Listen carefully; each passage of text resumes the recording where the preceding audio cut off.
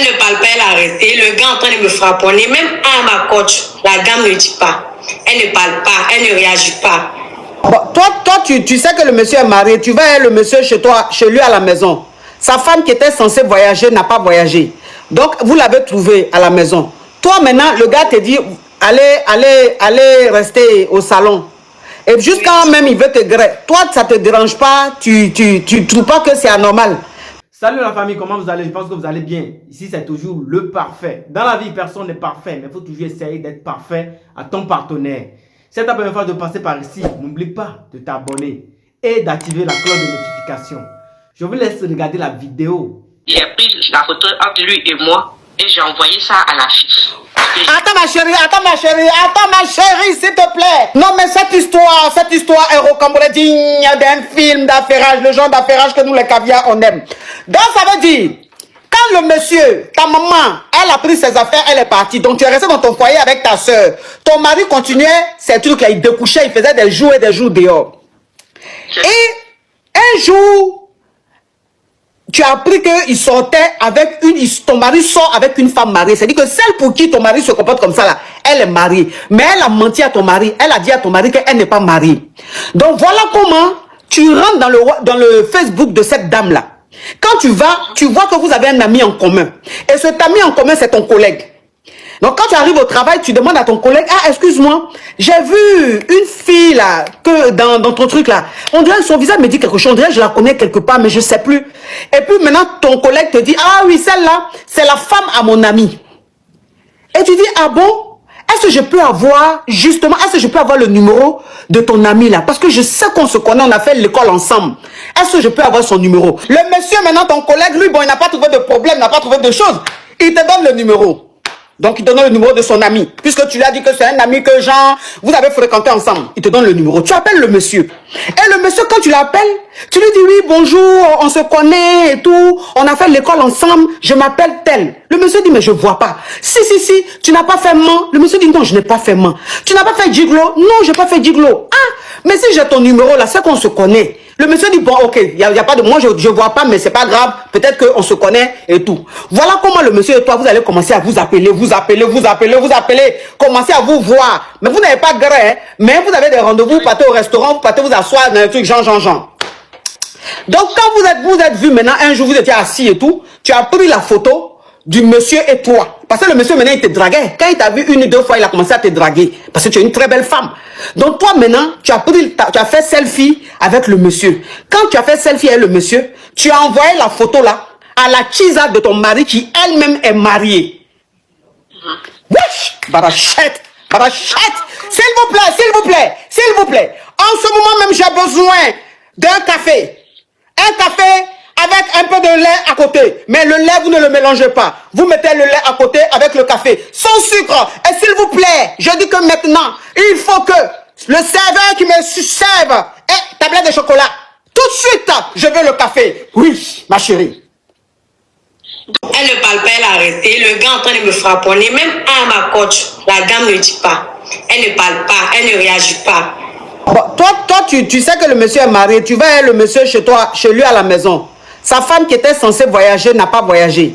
Donc, vous l'avez trouvé à la maison. Toi, maintenant, le gars te dit, allez rester au salon.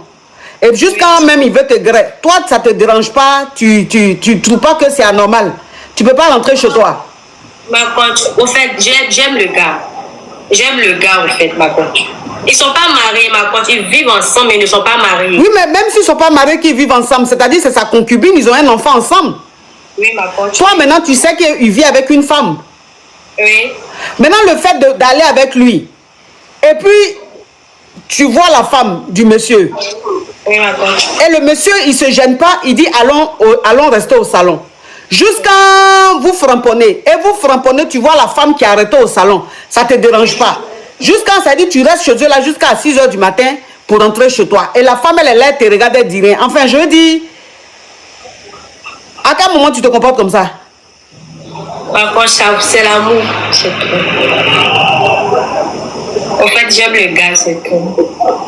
Oui, mais tu aimes le gars là. Mais toi-même, en tant que femme là, si tu vis avec un homme qu'il envoie une autre femme et puis il te fait ça là, tu vas aimer? Non, ma coach, non. Donc, ça veut dire que toi, tu es avec un homme qui n'a même pas de respect, qui n'a même pas de considération pour la femme avec qui il partage sa vie. Pour la femme qui lui a fait un enfant. Mais un homme même qui se comporte comme ça avec une autre femme, imagine-toi ce qu'il va te faire demain. Je ne sais pas si tu comprends un peu le truc. Oui, je comprends, ma coach. Malgré que ta maman soit là, le monsieur la découche tous les jours. Le monsieur là, c'est-à-dire que dans la semaine là, s'il a dormi à la maison, c'est une fois ou deux fois, alors que sa belle-mère est là. Donc ça, ta maman même est choquée. Ta maman te dit, ma fille, ça va? Tu dis oui. Ah, de toute façon, ton mari se comporte là. Moi, mais je n'ai jamais vu ça. Je suis là, il découche comme ça, il ne se gêne pas. Donc ta maman, elle était fatiguée de l'attitude de ton mari.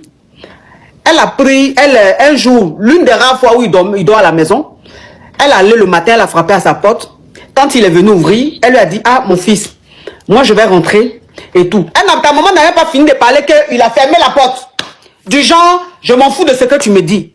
Donc ta maman était choquée, elle dit, mais ma fille, moi je m'en vais. Ton papa a construit une maison pour moi au village, je vais rester là-bas. Parce que le comportement que ton mari a là, c'est un manque de respect. Moi, je ne peux pas accepter qu'un enfant comme ça me manque de respect. Mais comme vous êtes mariés, toi, tu peux rester là, mais moi, je ne peux pas. Mais comme ta petite soeur est là, je vais te laisser être ta petite soeur, elle va t'aider. Mais moi, je ne peux plus rester dans ce genre de foyer. Je ne peux plus supporter. Oui, ma chérie, on t'écoute. Ma coach, merci. Donc, il a fait 2 ans, 3 mois quelque part. Dehors, il va, il vient, il va, il vient. Il faut dire que sa famille aussi m'a beaucoup soutenu. Donc, dans les 2 ans, 3 ans, là, il a commencé à chercher, à comprendre qu'est-ce qu'il n'allait pas. Je découvre aussi qu'il sortait avec une femme mariée. Il précise, une femme mariée. Et cette dernière-là, elle lui a menti qu'elle n'était pas mariée et tout. Donc, quand j'ai su ça, moi, je travaille, ça va, je gagne bien ma vie. Donc, quand je suis partie sur son Facebook de la fille, j'ai vu qu'elle était amie à un de mes collègues. Oui. Donc, quand j'ai vu qu'elle était amie à un de mes collègues, j'ai fait semblant de demander à mon collègue, ah, tu connais telle personne? Il dit, oui, je la connais, que c'est son mari qui est mon ami même. Il dit, ah bon, que son mari, là, son nom me parle. Il a dit ça comme ça. Oui. Son mari, son nom me parle. Mais il sait qu'on a fréquenté quelque part, mais j'ai oublié son numéro. Est-ce que tu peux me donner son numéro? Il dit, ah, d'accord, je te donne son numéro. Du coup, il me donne le numéro du mari de la dame. Moi, je prends une autre puce et j'appelle le gars. Oui. Je lui fais croire que j'ai retrouvé son numéro dans un de mes calepins. Genre, c'est une amie d'enfance de l'école. Voilà. Il ne sait pas, je ne vois pas trop le visage, mais je sais que je le connais, mais je ne sais pas. Il dit non, il dit bon, voilà, lui aussi, il ne voit pas trop, donc j'ai commencé à mentir. Il lui a demandé, tu as fait telle ville, tu as fait telle ville. Il dit non, il dit bon, si ton numéro est dans mon calepin, forcément qu'on s'y connaît. Il dit oui. Donc, du coup, ma coach, on a commencé à causer lui et moi jusqu'à ce que le monsieur commence à m'aborder. Quand le monsieur commence à m'aborder, on s'est vu une seule fois, 2 fois, mais il n'y a pas eu de grêlis. Donc j'ai pris la photo entre lui et moi et j'ai envoyé ça à la fille. Attends ma chérie, s'il te plaît. Mais cette histoire est rocambolesque digne d'un film. Ma chérie, attends. Attends ma chérie, attends s'il te plaît. Oui, pause. Bon, mes abonnés, on se capte pour une prochaine vidéo dans peu de temps.